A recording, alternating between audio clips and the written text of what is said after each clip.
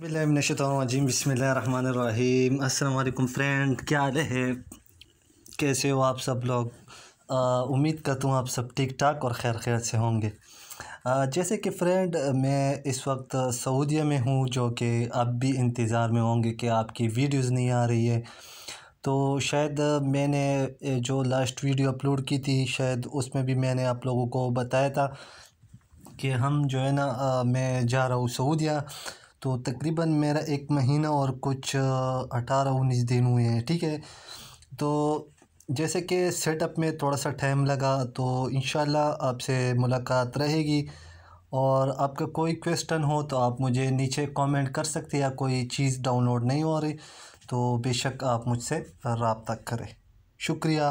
और इस तरह मेरा चैनल सब्सक्राइब करें। मुझे बहुत खुशी हुई जब मैंने अपने सब्सक्राइबर देखे, तो मेरा 900 सब्सक्राइबर हो गए हैं। तकरीबन मैंने भी 1 मंथ और 18 दिन के बाद अपना चैनल चेक किया। ठीक है, मोबाइल भी नहीं था, मैंने अभी मोबाइल भी ले लिया नया।